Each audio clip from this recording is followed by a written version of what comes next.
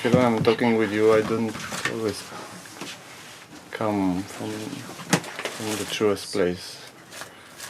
And after it feels like I didn't say or I didn't express what was the... No, but I don't have expectations of you. You don't have to come from the truest place if it's not what's in your heart at the moment. No, I mean the sense that I don't express what I really want to express, more like this. Okay, what do you really want to express?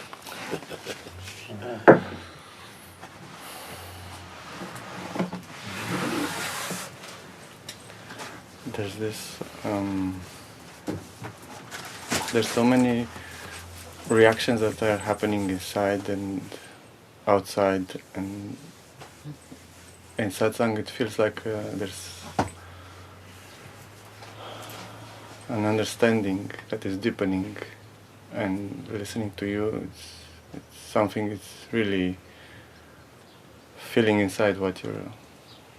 And then it's so painful when actually it's not expressed like that in everyday life. It feels like there's a lot of reactions and a lot of identity, and like this understanding is not going deep somehow, deep enough to remain there always, not only when I hear you. What is most important that you, I put this out for everybody now, I mean, what's most important? That, you know, that you grasp the pointing and you become what the pointing is pointing to, or that you are able to express that in the world? First one, of course. The first one. Yes. That, you know, like you really understand.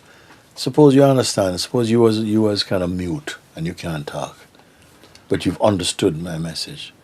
You can't express it in the world. People say, they look at you and say, look, this guy is radiant with peace, you know. How do you get the peace? Does it mean that, what do you mean? You didn't get it? Because you can't speak or you can't express it? I'm saying there's a lot of ego reactions that are manifesting through me in many moments, and I feel like in that there's this understanding is not alive in me in that moment. But the ego reactions, I'm just wondering if the ego reactions that happen in us, is it us behaving, or is it that, you know, all the things that we have somehow absorbed consciously or unconsciously, you know, as a result of your satsang also, they're just kind of blowing up. They can't, they maybe at one time we could control them, yes, or we could suppress them or whatever, but now they become much more transparent, and they're coming up, and they're not a pleasant bunch. Not at all. No? And you are aware in this then, in such a case, you are aware in this. The controller of them, the boss of them, are you them? Are they you? Are you, because now it seems you're the disappointed one. The role is kind of disappointed in you. I think a part of the ego is a kind of watching and judging what's going on and expecting, like pretending to observe. I mean, observing, but observing and judging, not observing. And that's, I think, the ego that started to form more since I started this spiritual path. Let's say observing, but because ego can observe also, but it has become the one that observes, but also judges what observes. And why does that matter to you so much?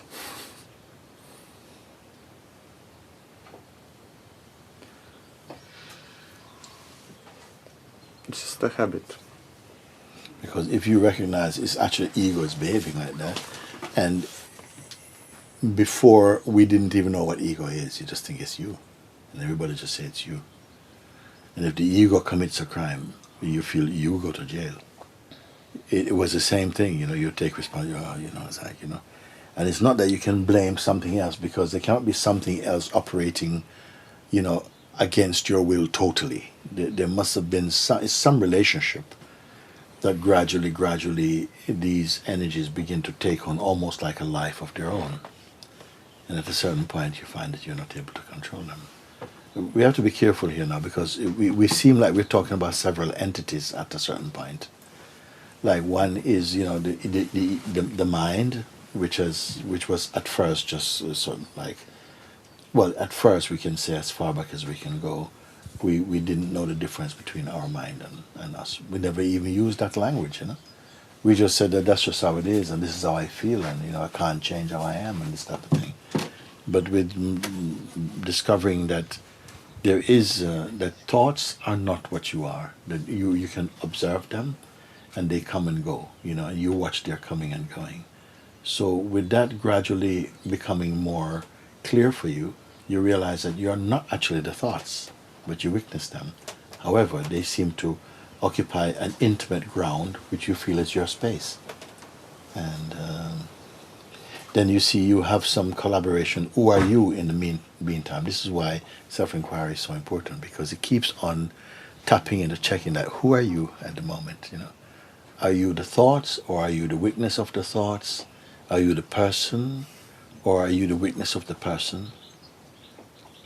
Which are you? Because sometimes you're speaking 3 different languages: the language of your ego mind, the language of your yourself as a presence, and the language of say somehow a deeper seeing.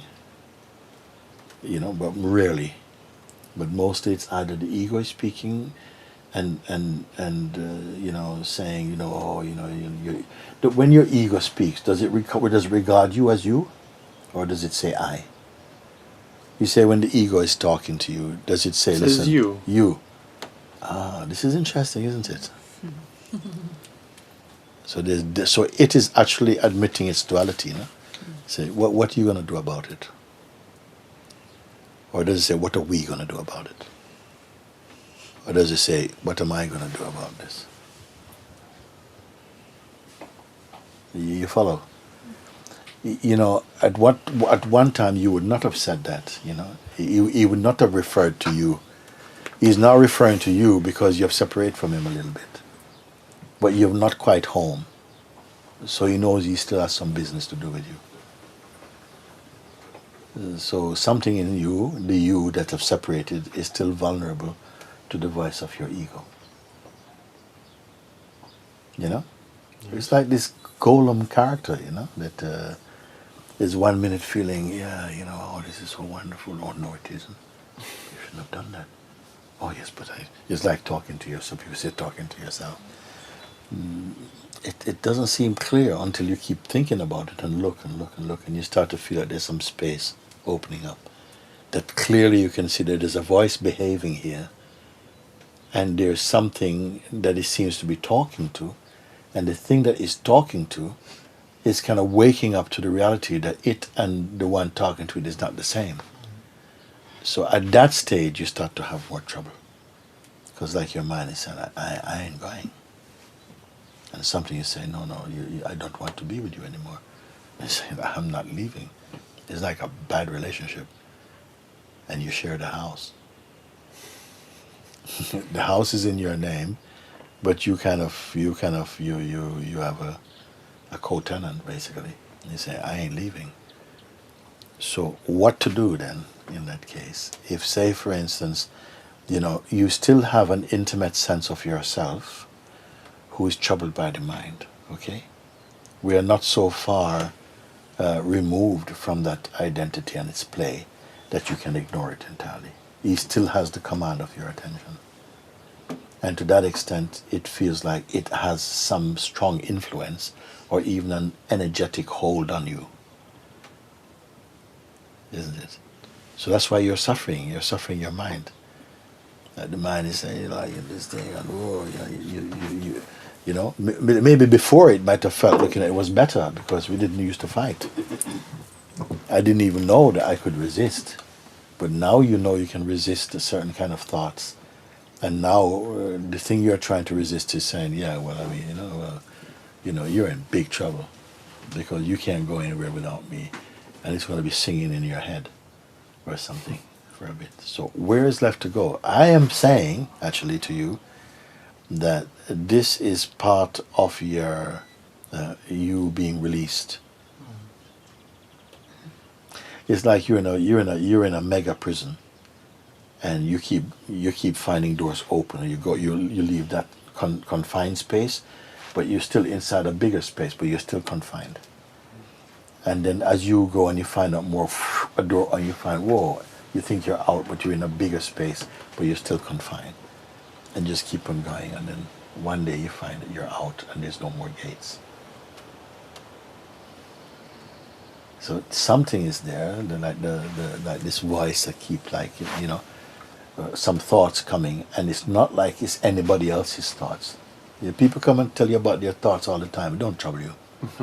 But because your thoughts are copyrighted for you, you own them. You think, well, it's my mind and it's just my thoughts. And this is part of what strengthens the relationship, because you feel that they belong to you still. You created that relationship, and it's you who have to break it. But I'm putting it that this you person, although it still has he still has a charge on something there, you have to ultimately transcend this you person, even the one now who is suffering, you are not. You see, these are the different prisons you're escaping out of, but you're still inside the prison of what? The concept of yourself as the one that, is going, even the one who is going to wake up to freedom is still a limitation. You see, because if I say, actually, you've always been the free one. We had a beautiful talk in Lisbon. We had a beautiful talk. You know what the talk is? Actually, it was with her. She's coming now. I had a beautiful talk. Look at that. You see, you saw how amazing. Look how amazing God is, and God's grace is. No? I had a talk with her that has been actually very unique, because I've not spoken like that before. What I said to her actually is that because she had a fear that I'm thinning away, and now there's a fear that I'm going to disappear. And there's a fear, it's like death, it's like, what's going to happen to me if I totally go?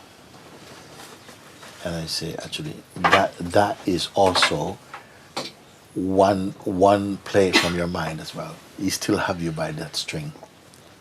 You're popping all the strings, you're Gulliver, you're popping away all the strings, but that string has got you on this one. Like what will happen if I become finally free, but I disappear, something is very afraid of this.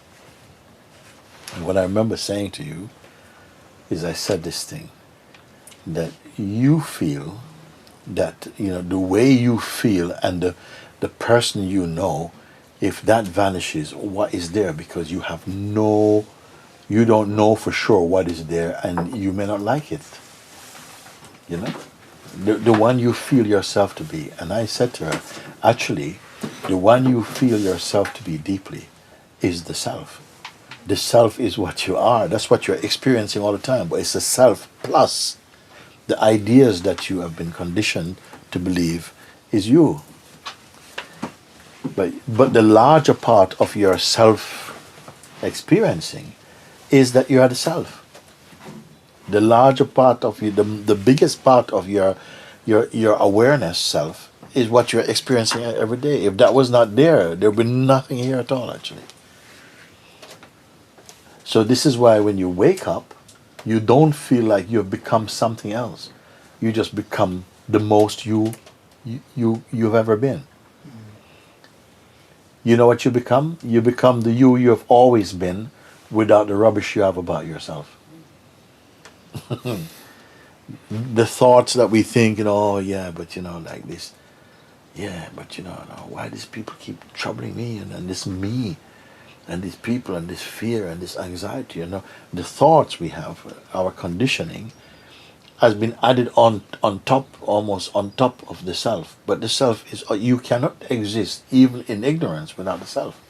The larger part of you is just the self. It's not the ignorance. When I say that your fingernail can hide the sun, I mean that the thoughts you're holding on to prevents you from realizing that you're already the self. You believe that those thoughts stop you from being the self, yes? But you already are the self. It's just that you're not aware of it. And it's true that the thoughts, in a way, they seem to stop you. It's not that they stop you, it's that while you're engaged with them, you can't really see where you really are. You are responding from a false sense of self. So the largest part of your experience is you are the self. This is why when I ask you, leave this and leave your thoughts and leave this thing and your projections and even your greatest idea about the self and even your desire for enlightenment, you can leave it. And some people actually do, they leave it. And what did they find? That they're still here. And they feel that they're even more here. This is the proof of what I'm telling you. That when you leave all these ideas that you've been holding on to that you think make you you, you find that even when you leave them for a while, I said there's something here that cannot be left, cannot be taken out. What is that? That's you. That's what you are, but it's not the person. The person is the add-on. The person is the app. The person is the, all this kind of software program that you've been using, and we just think that out of habit and repetition, that's the machinery that you've been using. But the largest part of that is the self. It doesn't speak, and when you're tired, you go and rest in yourself, because you want to stop thinking. When you stop thinking, you feel at peace, because you're yourself. It's not that when you wake up, I'm going to just vanish. You're going to be grateful for that vanishing. And that's what I was saying in Lisbon, that when I after this talk with Papaji, and then I went into the town, and then this it's like something vanished. And I've been using this expression that something vanished. I vanished, and then people, I don't know how they hear that, because it is true. But then this last few days I've been talking, I think it was with Yuri, or who was it I was talking with, when they were asking about this. And what I actually said for the first time, I said, I couldn't remember myself. I couldn't remember who I am. And that's more probably what's true. I couldn't find the context of the way that I've been remembered, of the way of the person I thought I was. I couldn't remember that person. It was not there. By Master's grace, it was not there. But of course, when I say, but I vanished, who witnessed the vanishing? It's from the self. Now I'm speaking from the self. Without my usual attached projections of myself, I couldn't find that. And that's when actually I could see, like Papaji became the expansive. Because before not, because I was too full, I was already preoccupied, I was already full to the brim of my own projections and ideas about myself. It was still, there was no space. When I was free of them, which is effectively what the invitation helps you to do, is to be free of it. And look, when you are free of those things, that you can answer the highest existential questions you're answering. You know that this cannot not exist. You know it is without form. You know it was uncreated. You know it cannot die. You know it cannot fade. You know that cannot be sick. You know. And for the first time in your life, you can confess this. Things that you think only the angels know. There are things that they say not even the angels know.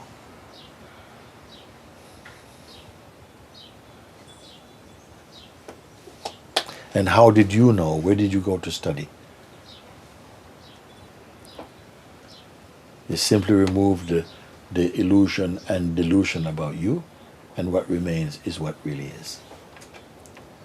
And everyone, when they recognize this and they experience this, they don't want the other thing back. Why?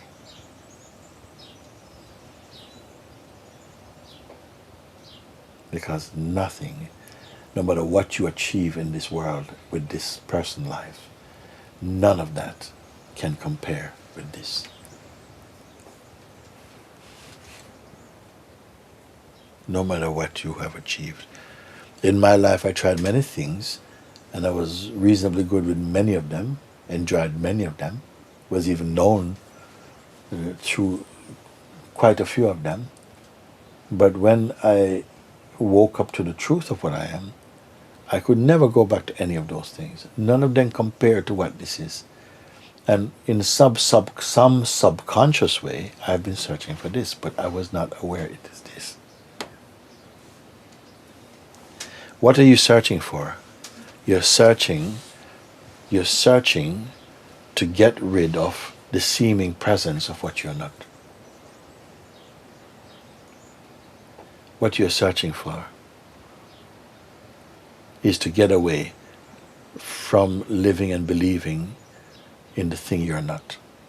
Because the moment you discover it, you come to contentment and peace. You recognize, thank you, I am here. You recognize, thank you. And gratitude comes.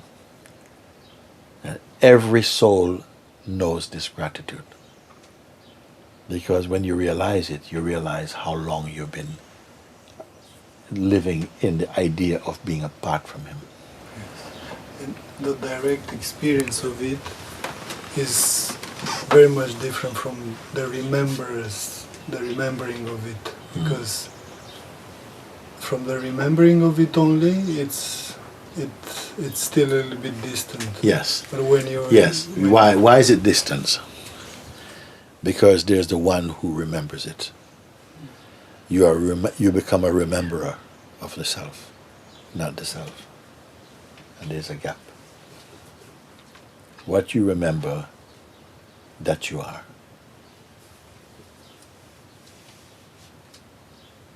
You don't remember how you used to be. When you remember, that's what you are. It is remembering and being as one.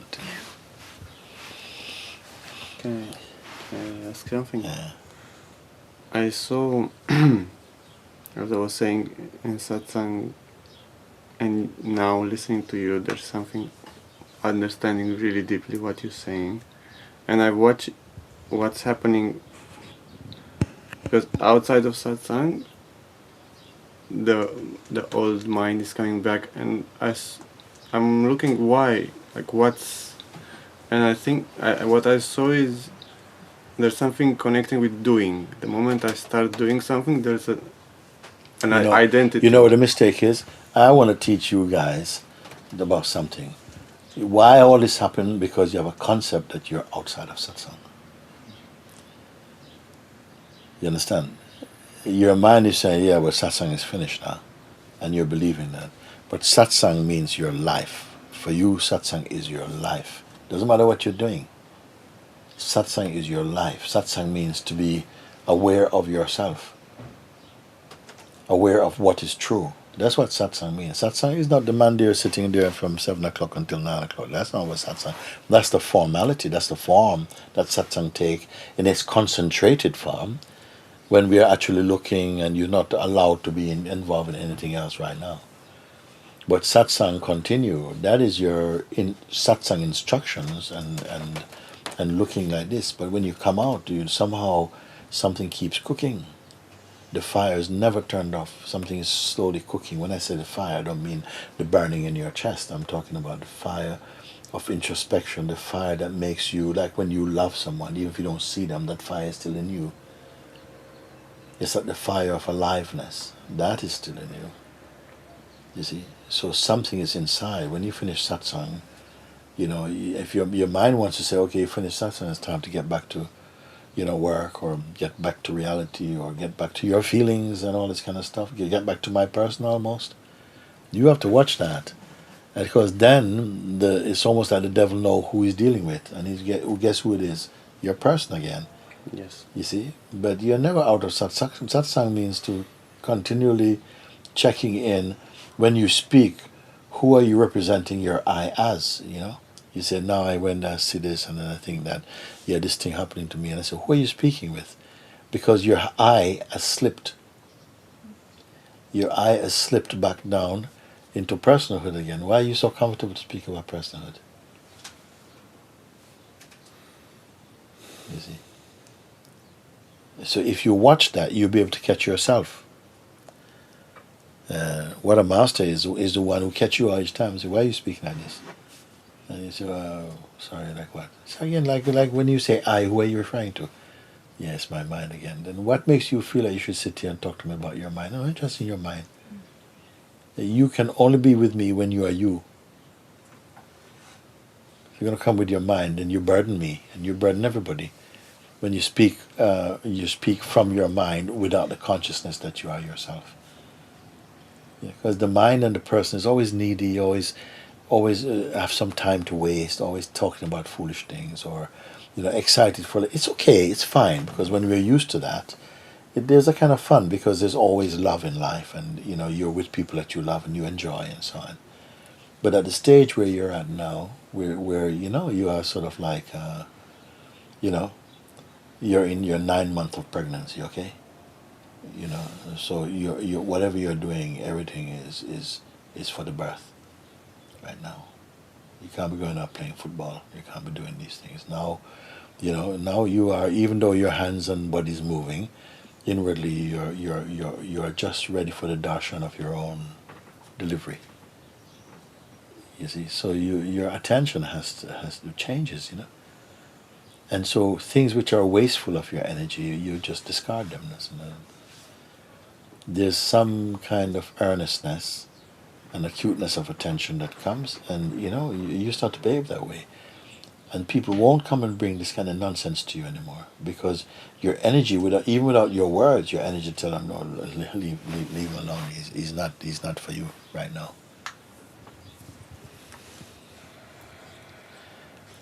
We have to kind of start to develop more of this kind of sensitivity also.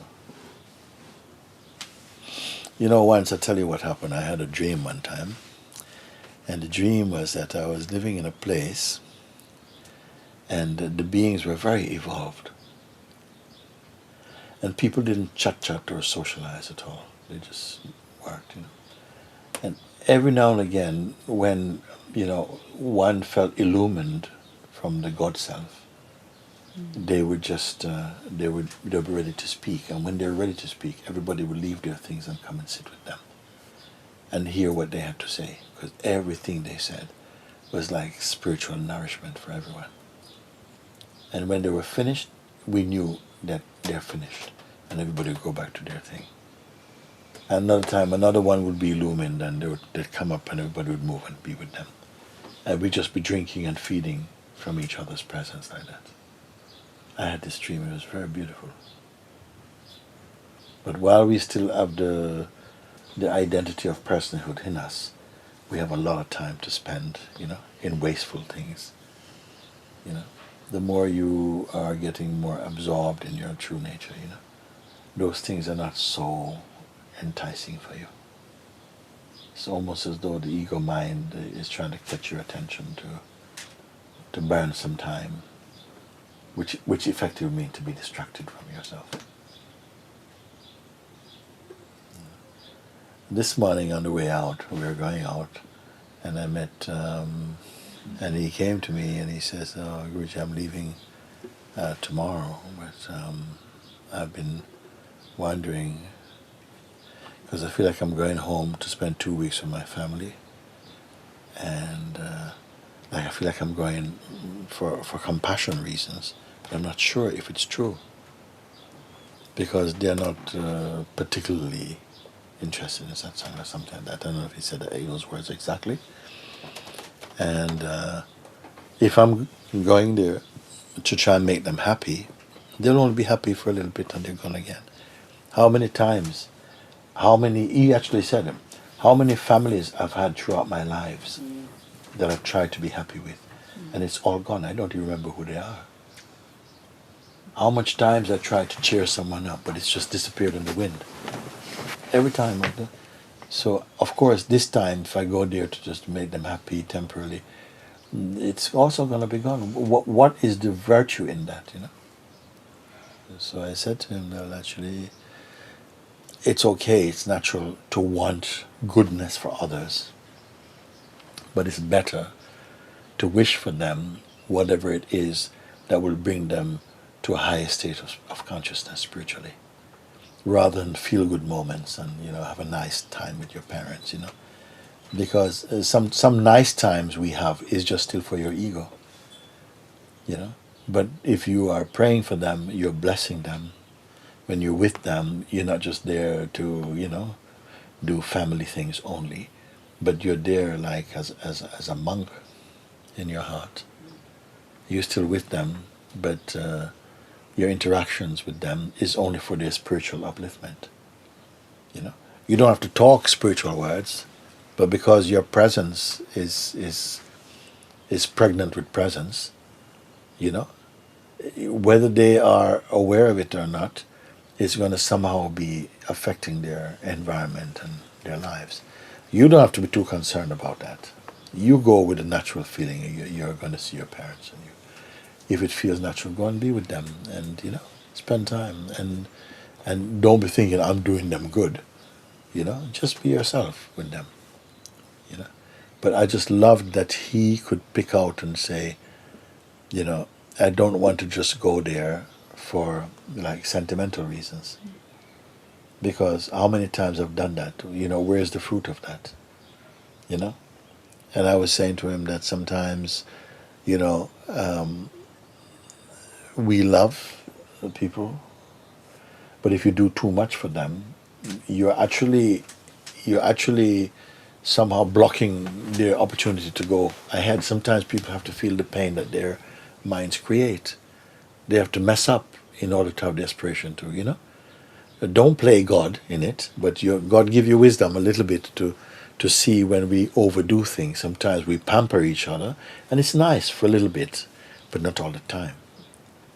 Love has many hands, many ways of expressing itself, but don't just fall into the habit without the wisdom to tell you, look,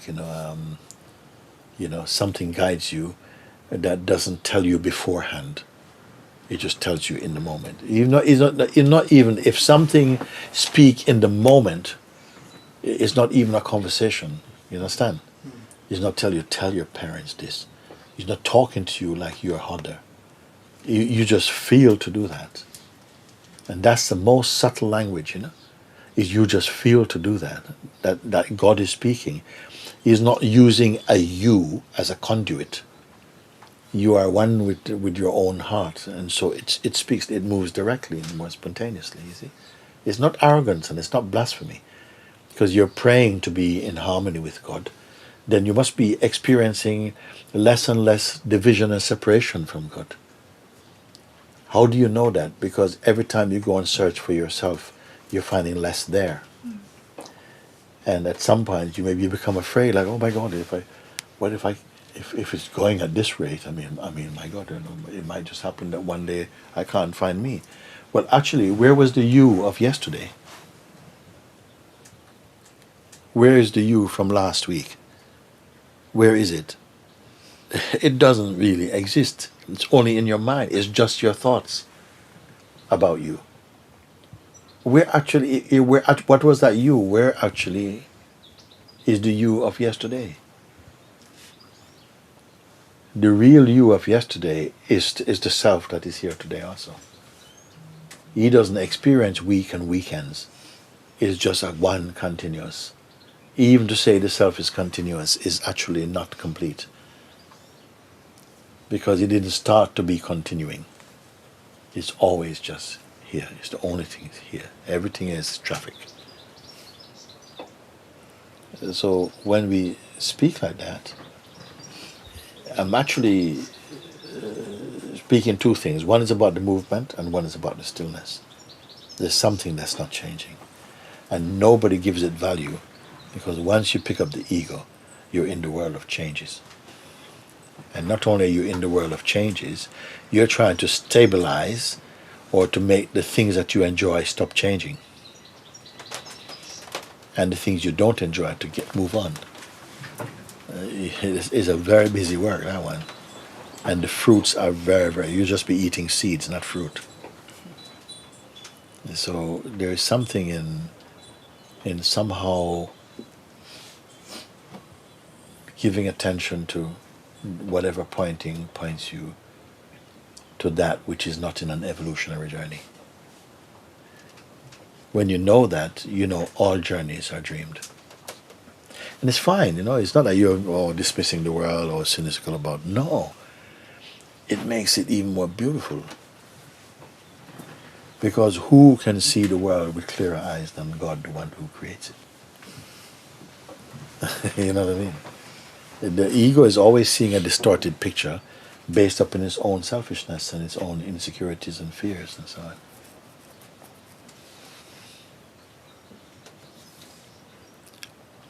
You have to come to the place of zero. Stop.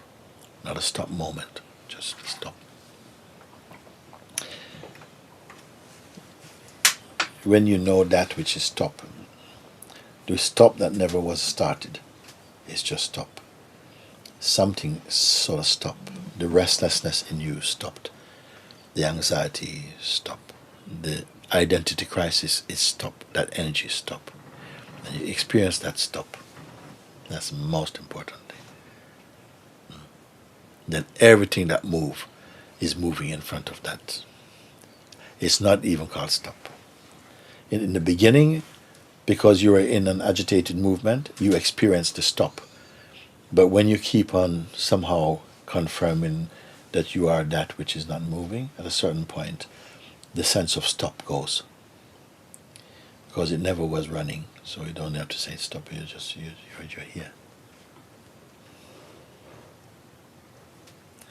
This person feeling of, but my mind is saying this and so on. I ask you, who is he speaking to? Your mind is saying, who is he speaking to? Is the one the mind speaking to, is this one even trustworthy? Is this one stable?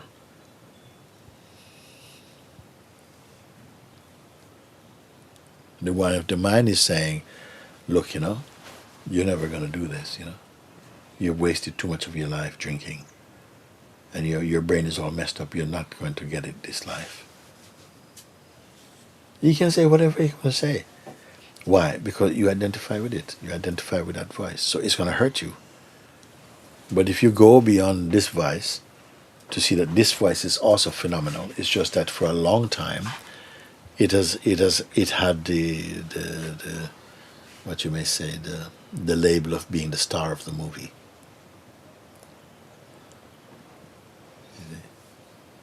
It's amazing because the one who made the movie also directed it,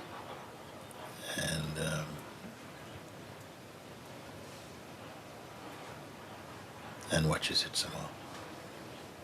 Stars in it. Huh? And stars in it. And stars in it. And guess what happened now? From his point of view, actually, everything in the movie is important to the movie. The bad guy is very important because he gives contrast. If you had a movie that everybody's good guys, I don't think you're not gonna have a blockbuster anyway. You need the contrast, the adventure of of duality. And but in this movie, the one acting has to see that he's acting. He can be a brilliant actor, but he sees he's acting. This.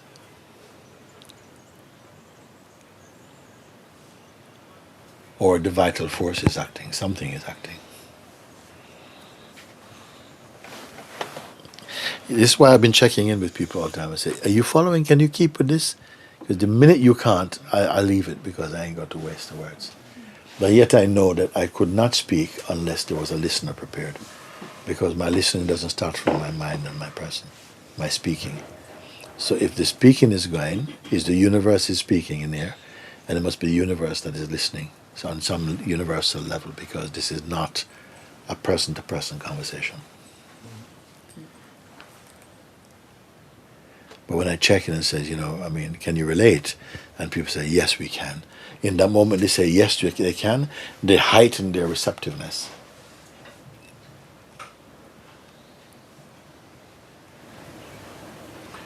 And you just bring this dimension in us as just you being here, just this just takes over everything. Although it's not, it becomes understanding. It just opens up your being, Yes. on a conscious level. It's like, you take a full lung of breath, everything becomes, it's like you're functioning and all pistons are going, you're not just running on, on that little small, something is able to feel what is consciousness, I don't know.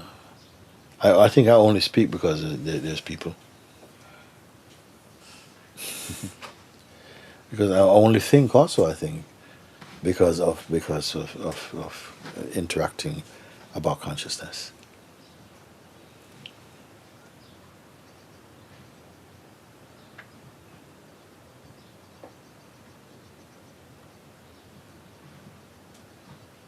You have to see that consciousness is invisible to the human eye, to anybody's eye.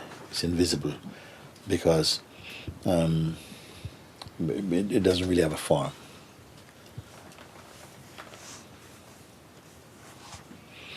If consciousness could take a form, what it would look like.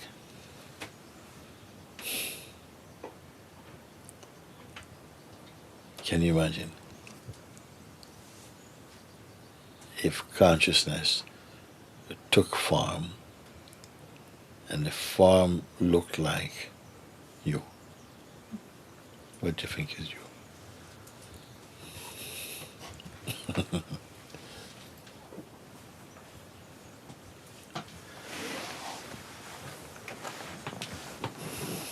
I mean, like you without you. So you without your story and whatever. You are the embodiment of the consciousness. I mean, not the embodiment of your mind. Well, you are the embodiment of the consciousness. And with the use of the mind, but you're not the embodiment of mind. Because what does human being look like? Mostly we look like the embodiment of our mind. You never thought about it. But you look like the embodiment of your thoughts, You can see how we look at each other. And when you go to meet someone, you don't, which is the part you look at? You look at their face, no? Because that's the book. Maybe body language a little bit and so on, but you look at the face or something, that's the most communicative part, in fact, in some way. But every part is communicative to someone who is more open.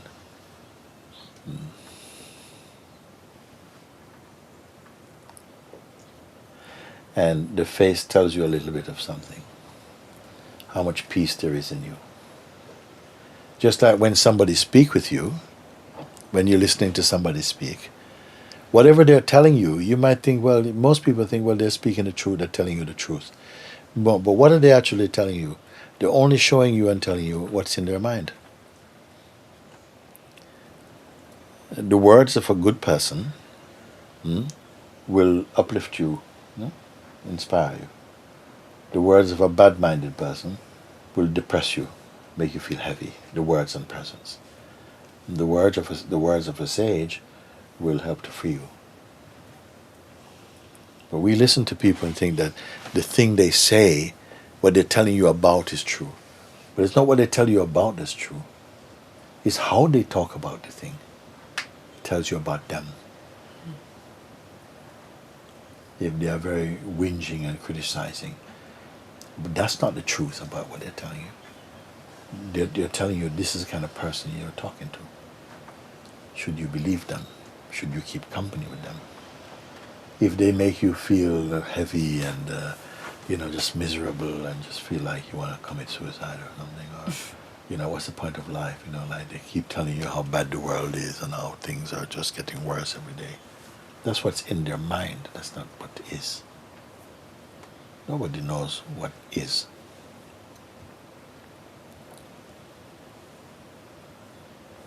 You cannot know what is. You can only be what is.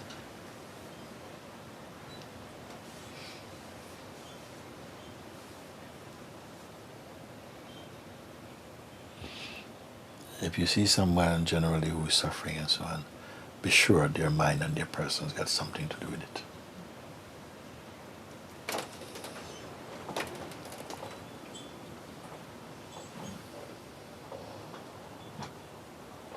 Can there be anger with that person? Yes, it can be, sort of like justifiable anger to do with seeing something being done that is hurting others and is not being addressed. Feeling angry about that, I think is very justified. Feeling angry about it. More than to feel nothing.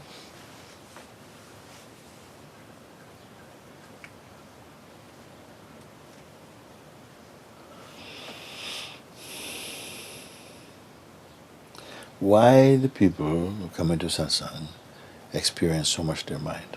Because sometimes people on the street go, people always talk about them, but they're further ahead than you. So you never think about your mind. In fact, you are your mind. You're living your mind. At least they are questioning their mind, and because they're questioning their mind, they're experiencing the backlash and the resistance that's coming. Why? Because the mind's game is up. He's exposed.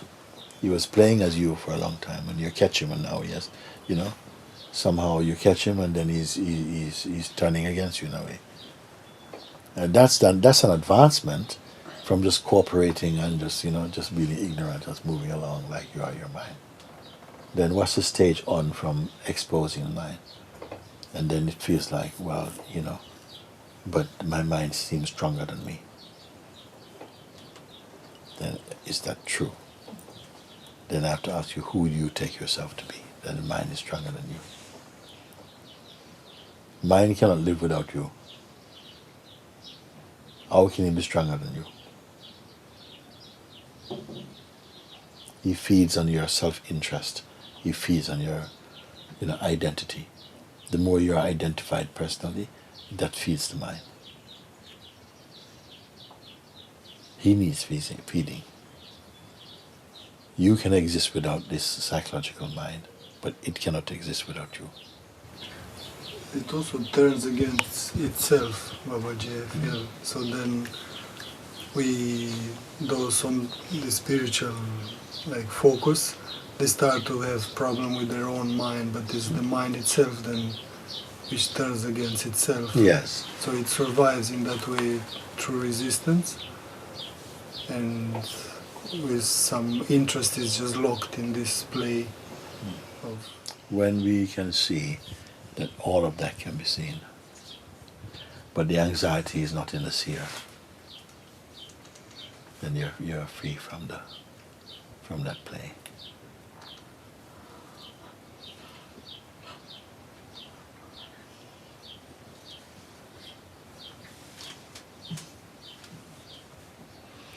Conversations of this nature should really wash you empty, because somehow that which is not true, is recognized as it's irrelevant. We're giving energy to something. You're giving energy to the untruth and making it appear with a greater sense of reality than it is there. It lives off you.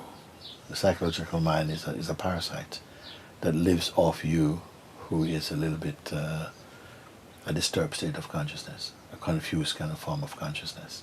The consciousness is identified with a sense of a person and fluctuates in its expression.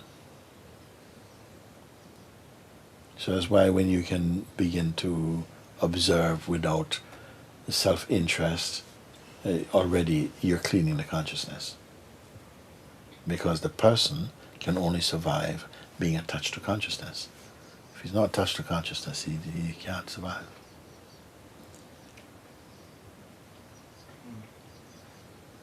Who were you yesterday?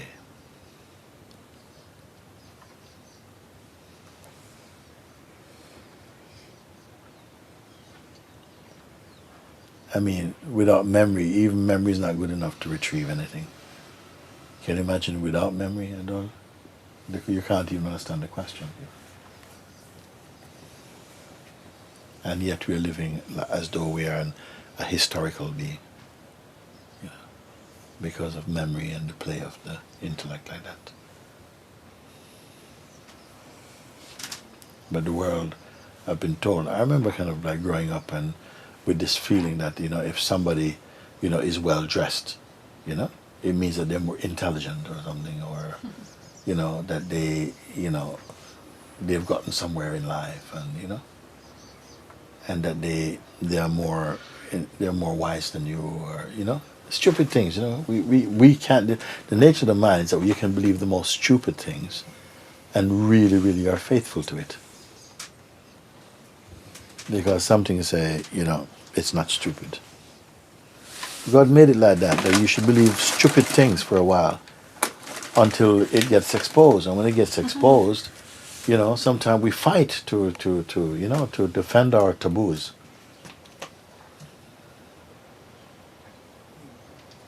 Something started just as a practical thing. It became sort of like a tradition of a whole village, even. And so do you find it that it's not helpful? That it's helpful to remember that old self, so you can compare where you are and see how pathetic that old self was.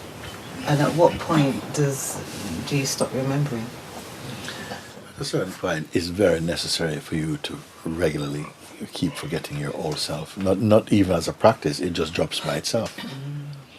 Just like yesterday, if you asked me to run through my day yesterday, it's a big strain for me. Because nothing inside here feels that there's any value to that.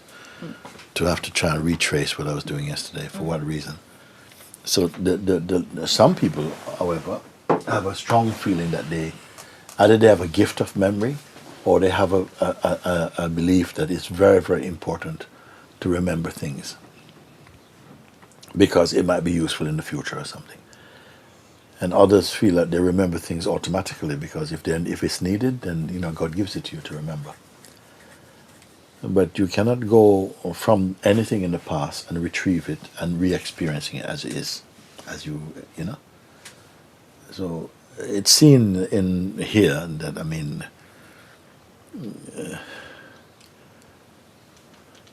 it is not the content of the present that is important for me, but it's the fact that I am always the presence in the present. It's not the content of I did this and then I did that and thing. That type of way of being has become very, very weak. I have no interest in that. I always feel that naturally, in some natural, automatic way, the quintessential things that happen, they stay somewhere in the being. And the rest, largely, most of it is not particularly of any value. The value, if you want to use the word value, which is not true, the value is that you're conscious of your consciousness. The story around that, I don't know where the value in that is much. Unless, some things like we are speaking about, that you have observed, and yeah, there's something in that, just to make things clear. But the story, I don't know how much of that is. When I gave this title of the book, Writing on Water, it came from that. That at a certain point, when I really believed in my life as a person, my history was very important. When I became aware of myself as consciousness, my history is not important.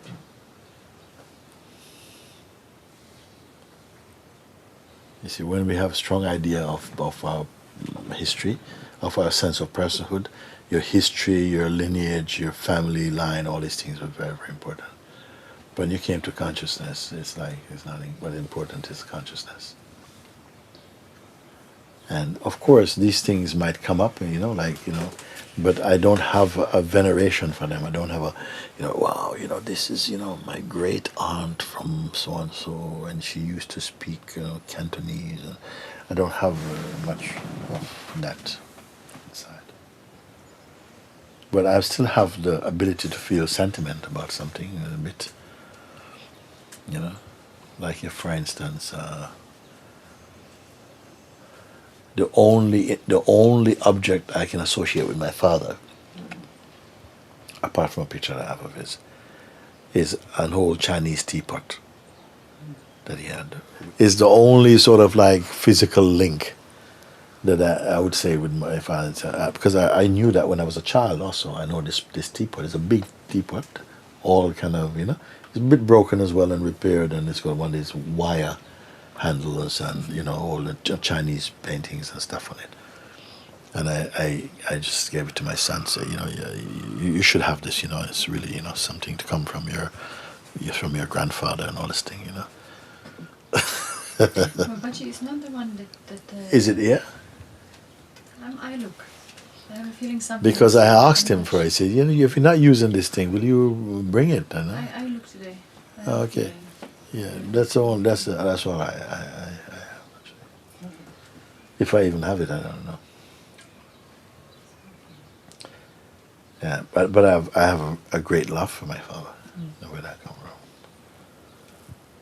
from? And my mom, you know. The love is what I have. It's not an object. I don't know what it is. An object is like, maybe it is an object inside me. This could be my father's teapot. The only thing I have of my father. My father's great. I think you're right. My gosh! It is my dad's teapot. Oh. Look at that. Put the lid. See, I told you it was broken at the front there. Put the lid on it. My God. Don't put too much in it. Yeah. I knew that. I said that all I had. I grew up with this. Oh, nice one, Danny Key. Nice. Look at that. Put it on there.